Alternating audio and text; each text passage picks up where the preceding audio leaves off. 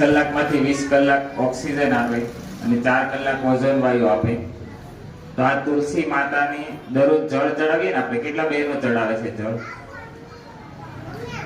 મોટા ભાગના બહેનો જળ ચડાવે છે. હાથ નીચે રાખી દે કે તમે જળ ચડાવો છો એનું શું પુણ્ય પ્રાપ્ત થાય છે તમને ખબર છે? કોઈને ખબર નથી. 1.25 તોલા સુવર્ણ દાનનું ફળ મળે છે. 1 તોલાની કિંમત 60,000 છે અત્યારે.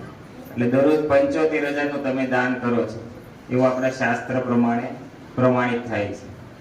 આમ આપણે 500 રૂપિયાનું પણ દાન ન કરી શકીએ, પણ આપણે તુલસી માતાને જળ ચડાવીએ તો પુણ્ય પણ પ્રાપ્ત થાય છે. એમની પરિક્રમા કરવાથી પણ આપણે શરીરની ઉર્જા છે એ પોઝિટિવ ઉર્જામાં, રોગ પ્રતિકારક શક્તિમાં પણ વધારો થાય છે.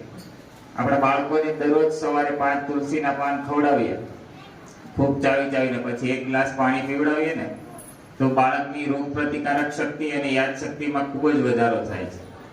બધા બાળકોની કમર સીધી રટ્ટાર બેસવા. બાળકોની કમર સીધી શા માટે રાખવી પડે? ધ્યાનથી સાંભળી લેશો. જે પણ ઊંચા હોદ્દા ઉપર બિરાજમાન થયેલા કોઈ પણ વ્યક્તિ હોય તો એને ક્યારેય કમર ઝુકાવીને બેસેલા આપણે નહીં જોયા. જે બાળક કમર ઝુકાવીને બેસે જીવનમાં ક્યારેય આગળ નહીં વધી શકે. તો તમારા બાળકને તમે મહાન બનાવવા માંગતા હોય તો હંમેશા એને કમર સીધી રાખીને બેસાડવાનો આગ્રહ રાખશો. શાળામાં શિક્ષકગણ અને ઘરે વાલીઓ. આપણા પરિવારમાં કોઈનું મૃત્યુ થવાનું હોય, આપણને ખબર પડે તો એમના ગળામાં તુલસીની માળા પહેરાવા દેવાની, જેથી એમની જે ગતિ છે સદગતિ થાય, સારા લોકમાં એમની ગતિ થાય. મૃત્યુ થઈ ગયું છે, એમના ગળામાં તુલસીની માળા નથી, તો સુકાયેલો તુલસીનો છોડ પણ એમની મરણશૈયા સાથે મૂકીને અગ્નિદાહ કરવામાં આવે તો એ જીવની ક્યારેય દુર્ગતિ થતી નથી.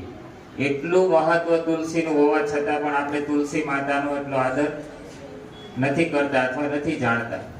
તો આપણા સનાતન ધર્મમાં લખેલું છે, તો આપણે આ રીતે તુલસીનો દરેક પ્રકારે ફાયદો ઉઠાવશું. તુલસીની માળા ગળામાં હોય તો લોહુપી જેવા રોગમાં પણ આપણને ફાયદો થાય છે. કેન્સર જેવા ઘાતક રોગોમાં પણ ક્યારેય નહીં થવા દે, એમાં પણ ફાયદાકારક છે. તો આપણે આ રીતે તુલસીનો ફાયદો 25 ડિસેમ્બર એટલે તુલસી પૂજન દિવસ ઘરે તુલસી માતાની પૂજા કરીને લાભ લઈશું.